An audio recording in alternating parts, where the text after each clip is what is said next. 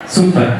So நிறைய college நான் போயிருக்கேன். But like dental college is my first time. எனக்கு புரியல. டென்டல் காலேஜ் ஃபர்ஸ்ட் டைம் சொன்னா கேட்டுருவீங்களா? ஆனால் சீரியஸாக ஒரே விஷயம், இங்க வந்து பெர்ஃபார்ம் பண்றவங்க இவங்க பேட்ச் அவங்க பேட்ச் தனியா பார்க்காம நம்ம எல்லாம் ஒரே காலேஜ்னு சொல்லிட்டு இங்க எல்லாரும் சப்போர்ட் பண்ணுங்க. அது ரொம்ப ஸ்வீட்டா இருந்துச்சு. மனசாட்சி இல்லாம போய் சொல்றேனே, தடுக்க மாட்டீங்களா? அந்த பெண்மணி பாவம் காலையில இருந்து கத்திக்கிட்டு இருக்காங்க. கைத்தற சொன்னா இந்த பசங்களுக்கு ஒண்ணு சொல்லணும். ஒரு பொண்ணு கீழே விழுந்து என்னவோ வாக் பண்ணுது, அதுக்கெல்லாம் கை தட்டல. ரெண்டு பொண்ணுங்க ரேம்ப் வாக் பண்ணாங்க. திரும்பி பாக்குறேன், என்னடா சத்தம் அதிகமா வருதுன்னு சொல்லிட்டு. But it's a part of life, you know. ஏன்னா நான் படிச்சது விவேகானந்தா காலேஜ் மயிலாப்பூர்ல இருக்கு. கேள்விப்பட்டீங்களா? என்ன யாருக்கும் தெரியாது. ஸோ எங்க காலேஜ்ல வந்து மேஜரா கல்ச்சுரல்ஸ் தான் இருக்காது. எனக்கு அதனாலேயே அந்த எக்ஸ்போசர் இல்லை. நீங்க வந்து பெர்ஃபார்ம் பண்றதெல்லாம் பார்க்கும்போது எனக்கு ஒரு மாதிரி நர்வஸ் ஆகுது. இப்போ இதே மாதிரி நான் என் காலேஜில் பண்ணியிருந்து இதை இவ்வளோ பேர் வேதிக்க பார்த்தா நான் என்ன பண்ணியிருக்கேன்னு சொல்லும்போது எனக்கு அவ்வளோ நடுக்குது. ஹார்ட் பீட்டாக ரைஸ் ஆகுது. பட் இங்கே வந்து பர்ஃபார்ம் பண்ணணும்னு நினைச்ச எல்லாருக்கும், சூப்பராக பண்ணவங்களுக்கும் அட்டம் பண்ணவங்களுக்கும் ஒரு பெரிய கைத்தட்டல். ஏன்னா அது அவ்வளோ ஈஸியே இல்லை, அது ரொம்ப கஷ்டம். நம்ம ஒரு மொமெண்ட் ஸ்டேஜில் பிரேக் பண்ணுறது வந்து ரொம்ப சூப்பர் மேட்டர். அதுவும் ஏர்லி ஸ்டேஜில் அது நடக்குதுன்னா செம்ம. அதுவும் டென்டல் எம்பிபிஎஸ். எனக்கு எம்பிபிஎஸ் வந்து எனக்கு க்ளோஸாக நிறைய பேர் எம்பிபிஎஸ் படிச்சிருக்காங்க. எனக்கு தெரியும் அது எவ்வளோ கஷ்டம்னு. அது படிக்கவே டைம் இருக்குமான்னு தெரியல. ஆனால் இவ்வளோ பண்ணுறீங்க, எனக்கு அதுதான் ஆச்சரியமா இருக்கு. ஒருவேளை டென்டல் ஈஸியோ இல்லையா? நீங்க அதை இல்லை இல்லை பாட்டு பாருங்களா? இல்லை, நான் காலேஜ் படிக்கும்போது பிகாம் தான் கஷ்டம் நினைச்சேன். பிகாம் டென்த் ரொம்ப கஷ்டமா? 32 things தான் எனக்கு மவுண்ட்ல. அப்படியா? சரி, ஓகே. நானும் ஆனால் அடுத்த வாரம் அட்மிஷன் போடுறேன் சார். அட்மிஷன் ஓப்பனா சார்? ஓகே. நான் வந்து உள்ளே ஒன்றுமே அனுப்பிச்சிருவோம். ஏன்னா நம்ம பிகாம் இவ்வளோ காமாக பேசும்போது எனக்கு தெரிஞ்சிருக்கும். அண்ட் குபிட் கோமாளி சீசன் 2ல என்னோட லைஃப் ஜர்னி ஸ்டார்ட் ஆயிடுச்சு. அதனோட பிஏ கோர்ஸ் என்னோட ஏம் வந்து நான் மீடியால ஷைன் ஆகணும், ஸ்டார் ஆகணும், சப்ஜெக்ட் டைட்டில் நம்ம காணணும், வரணுன்ற ஆசைலாம் எனக்கு இல்லை. நான் வந்து 12th அதுக்கு முன்னாடி 10th ஸ்டாண்டர்ட்ல நான் சயின்ஸ்ல செட்டோம். ரூமர்ஸ் இந்த மாதிரி தான் வரும், நம்பாங்க. பட் ஸ்டில் நான் சயின்ஸ்ல செட்டோம். ஏன்னா நம்ம ஐஸ்வர்யா அவங்க மம்மி தான் டீச் பண்ணனால சயின்ஸ்ல செட்டோம் எடுத்தேன். அதை நம்பி எங்கள் ஸ்கூலில் வந்து ஒரே ஆர்ப்பாட்டம், நீங்கள் சயின்ஸ் குரூப் தான் எடுக்கணும்னு சொல்லிட்டு. ஆனால் நான் வந்து 16ல pass out 12th. 14th 10th exam எழுதினேன் 2014. அப்போ வந்து இந்த கான்வெக்ஸ் மிரர் அப்படின்ற ஒரு ஆன்சர் வந்து நீங்கள் எது எழுதினாலும் போக முடியாது. கொஞ்சம் பொறுமையாக சொன்னேன். அவங்களை டிஸ்டர்ப் பண்ணக்கூடாதுக்காக நான் கேட் எக்ஸாம் எழுதினேன். அப்போதான் தெரியுது கேட் எக்ஸாம் வந்து மாடல் சயின்ஸ் மாதிரி ஈஸி இல்லை. அது பார்த்தா மொத்தம் 3 ஸ்டேஜ் இருக்கான். நான் என் ஃப்ரெண்டு கிட்ட கேட்டேன், என்னடா ஈஸி தான் மச்சான், ஈஸியாக பாஸ் ஆகலாம்னா. ஒரு கம்மியாக ஒரு 2000 பேர் தான் எழுதுவாங்க கேட் எக்ஸாம், அதெல்லாம் பிரச்சனை இல்லைன்னா. சரிப்பா, அந்த ஆல் டிக்கெட்லாம் வந்துட்டு வேளச்சேரிக்கு போகிறேன். கோவிலும் பார்க்க தான் எங்களுக்கு சென்டர். உள்ளே போய் உக்காந்தா அந்த சென்டரில் மொத்தம் 2 லட்சம் பேர் இருக்காங்க, எழுத வராங்க. எனக்கு புரியல. அப்புறமா கேள்விப்பட்ட ஆல் ஓவர் த வேர்ல்டு இந்த எக்ஸாம் நடக்கும்னு. கஷ்டப்பட்டு கேட் எக்ஸாம் படித்து 17% எடுத்தேன். என்ன 17%க்கு கிட்ஸ் ஸ்கூல்லே அட்மிஷன் தர மாட்டாங்க. இப்போலாம் கேட்குறேன், கிட்ஸ் ஸ்கூல்லே வந்து 2 லட்சம் ரூபாவா ஃபீஸ்ன்றாங்க. ஆனால் நான் மீனாட்சியில் கம்மியான ஃபீஸ் தான் கேள்விப்பட்டேன் சார். ஸோ அதாவது இந்த தங்க ரேட்டு மாதிரி தான் எப்பயாச்சும் சேரும். ஆனால் நம்ம எவ்வளோ கட்டுறோம்னு முக்கியம் இல்லை, ஃபியூச்சரில் எவ்வளோ ரிட்டர்ன் எடுக்கிறது தான் முக்கியம். பட் அந்த வகையில் டென்டலோ மெடிக்கலோ நல்ல இன்வெஸ்ட்மெண்ட்டாக தான் நான் பார்க்கலையா? சரி, ஓகே. இதுக்காக நான் எம்பிபிஎஸ் எடுக்க முடியாது. ஓகே. ஸோ ரொம்ப வருஷம் ஜர்னி சீசன் 2 எக்ஸ்பெக்ட் பண்ணல. லாக்டவுனில் எல்லாருமே ஒரு மாதிரி டிப்ரெஷனாக, இப்பயும் தான் டிப்ரெஷனாக இருக்கிறோம். பட் அப்போ ரொம்ப பெரிய டிப்ரெஷனாக இருந்தது. சீசன் 2ல ரொம்ப எதிர்ச்சியாக தான் எனக்கு கூப்பிட்டாங்க. கோமடியாக வந்தாலும் ஓகேவா? எனக்கு ஓகே தான் ஆகும். எனக்கு தெரிஞ்ச ஒரே ஃப்ரெண்டு சிவாங்கி தான். சூப்பர் சிங்கர் டைமில் சாம் விஷால் தெரியுமா? சாம் நானும் அப்படின்னா ஃப்ரெண்ட் ஆகும். சிவாங்கி தெரியும். உள்ளே போகிறேன், ஃபர்ஸ்ட் டே ஷூட்டு இந்த மாதிரி ஒரு 30-40 லைட்ஸ் இருக்கு. எனக்கு அது வரைக்கும் நான் ஃபோனில் தான் நான் வீடியோ எடுத்துருந்தேன். இவ்வளோ தூரமாக இருக்க எப்படி நான் வரசுவேன், அதான் எஸ் வரசாத சாங் தான் வந்து என்னை இவ்வளோ தூரம் கொண்டு வந்துச்சு. அதுக்கு ரொம்ப தேங்க்ஸ். என்னது நான் முடிச்சிடறேன், மறந்துடுவேன். ஸோ சீசன் 2 ஒரு பெரிய பிளாக் பஸ்டர். நான் அங்கே பெருசாக பெர்ஃபார்ம் பண்ணலனாலும், ஏன்னா அது புதுசு. என்னோட புகழனா இருக்காரு, பாலானா இருக்காரு, சிவாங்கி, பாபா பாஸ்கர் மாஸ்டர், அஸ்வின் அண்ணா, அவ்வளோ பெரிய ஜாம்பவான்லாம் இருக்காங்க. அதை தாண்டி சக்தின்னு ஒருத்தனை ப்ரூவ் பண்ண வைக்க முடியுமான்னு தான் எனக்கு ரொம்ப பேனிக் ஆயிடுச்சு. எல்லா வாரமும் நான் வீட்டுக்கு போனால் எங்கள் ஏரியா பசங்க என்ன போயிட்டு சும்மா வந்துட்டு இருக்கேன், ஏதாச்சும் பண்ணலாம்ல அப்படின்னு. பட் நான் உள்ள அவ்வளோ விஷயம் பண்ணியிருப்பேன்.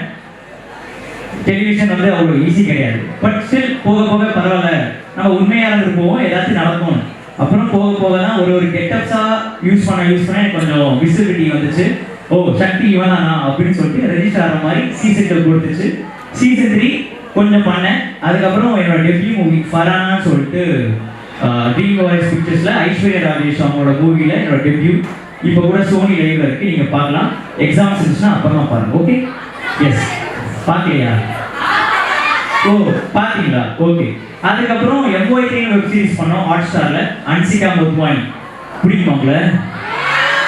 ஆமாம், நீங்கள் எல்லாத்துக்கும் கற்றுக்குவீங்க. ஸோ அவங்க கூட வந்து ஸ்க்ரீன் ஷேர் பண்ணுற ஒரு மூமெண்ட், லீட்ஸாக நாங்கள் வந்து பண்ணுற ஒரு மூமெண்ட் கிடச்சிது. அதுக்கப்புறம் கொஞ்ச நாள் கிஸ்ன்னு ஒரு மூவி நெக்ஸ்ட் மந்த் ரிலீஸ் ஆக போகுது. எஸ், கவினாவோட தம்பியாக நான் அதை பண்ணியிருக்கேன். ஸோ ஒரு ஃபேண்டசி கலந்த ஒரு லவ் ஸ்டோரி தான். ஸோ அது ரொம்ப நல்லா வந்திருக்கு. ரிலீஸ் டேட் தான் சொல்ல. அண்ட் இப்போ கூட திருடி அப்படின்ற ஒரு சாங் வந்து ரிலீஸ் ஆயிருக்கு. நம்ம எல்லாருக்கும் பிடிச்ச அனிருத் சார் தான் பாடியிருக்காரு. ஊனா அனிருத் ஏஎன் காலேஜ் நீங்கள் சொல்லணும். ஸோ அந்த சாங் நீங்கள் கேளுங்க. அண்ட் நெக்ஸ்ட் மந்த் இது ரிலீஸ் ஆக போகுது. ஸோ இவ்வளோ தூரம் போச்சு. அதுக்கப்புறம் காணக்கான பாடல்கள் பார்த்தீங்களா சீசன் 3. எனக்கு அதான் புரியல, எனக்கே தெரியும் அதோட கதை ஒரு மாதிரி சுமாராக தான் இருக்கு. ஆனாலும் இவ்வளோ எனக்காக பார்த்தீங்களா? சரி, இதுக்கு நான் வேற என்ன கவுண்டர் போயிட்டு தெரியல. தேங்க்யூ.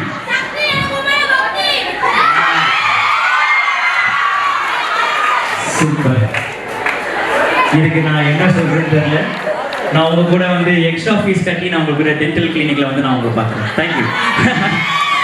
ஸோ இவ்வளோ ஸ்ட்ரகிள்ஸ், பட் ஸ்டில் என்னோட ஒரே குறிக்கோள், நான் ஹர்ட் பண்ணுற மாதிரி காமெடி குக் கோமாளி அந்த ஸ்டேஜ் வந்து நிறைய வேர்சட்டாலிட்டி. ஒருத்தவங்க பெர்ஃபார்ம் பண்ணுவாங்க, கவுண்டர் அடிப்பாங்க, கெட்டப்ஸில் கலக்குவாங்க, நிறைய விஷயம் இருந்தாலும் எனக்கு என்னன்னா, நான் பண்ணுற ஜோக் இன்னொருத்தவங்களுக்கு ஹர்ட் பண்ணக்கூடாது.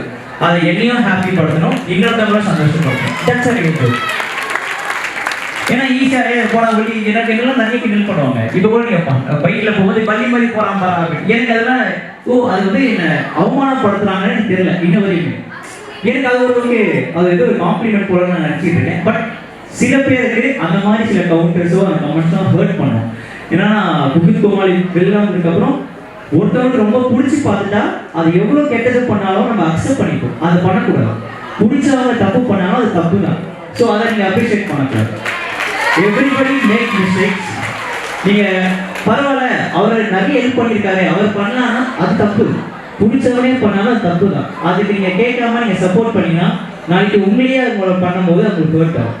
So what's wrong, it's wrong. நீங்கள் தப்பான விஷயத்த நீங்கள் சப்போர்ட். இப்போ உதாரணத்துக்கு ஒரு யூடியூப்ல நிறைய பேர் அட்டாக் பண்ணாலும் இப்போ முன் வந்து சொல்கிறாங்களே ஐம் சாரி அப்படின்னு சொல்லிட்டு, எனக்கு அந்த மாதிரி கவுண்டர்ஸோ கமெண்ட்ஸோ நான் யாரையும் பண்ண மாட்டேன்.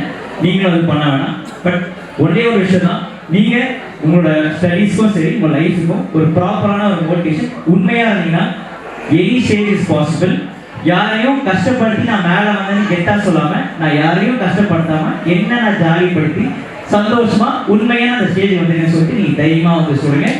இன்னொரு நல்ல வாய்ப்பு கிடைச்சா கண்டிப்பாக வந்து நான் பார்க்குறேன். Until this is bye from Shakti. Take care. See you. Good night. Bye bye. Thank you.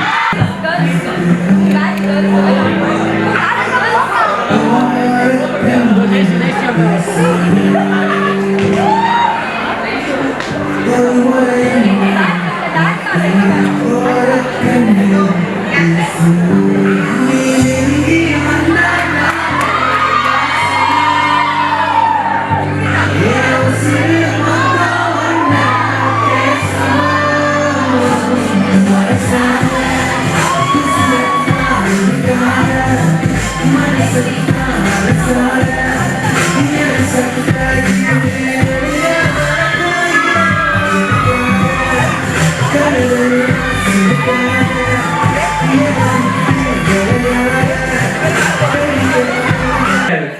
அப்படியே ஓகேவா?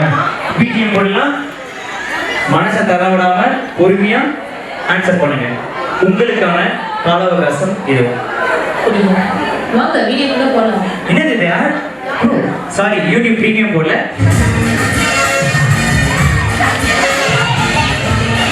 கிளி கிளி தமிழா இந்தியா? தமிழ்ல ஒரு சில பேர் சொல்றாங்க கில்லி. தமிழ் தமிழா இந்தி தமிழா? தவறான விடை, அது தெலுங்கு தமிழ். ஏன்னா ஒரு இசையில உடனே விதி. ஓகே, முதல் கேள்வி நம்ம கடவுள் கொடுத்துடலாம். உங்களுக்கான இரண்டாவது கேள்வி. ஒரு கேள்வி ஒரு நம்பர் தருவேன். ஆமா, மிக்ஸ் மேட்சா இருக்கும். நீங்க எடுத்து யூஸ் பண்ணிக்கலாம். என் போனே சும்மா தான் இருக்கு. நீங்க வேணா எடுத்து என்ன வேணா பேசுங்க. உங்களுக்கான இரண்டாவது கேள்வி டிஜே.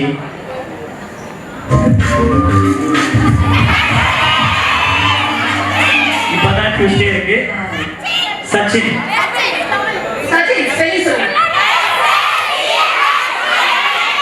மைக்ரோ பயாலஜி ஸ்பெல்லிங் சொல்லுங்க.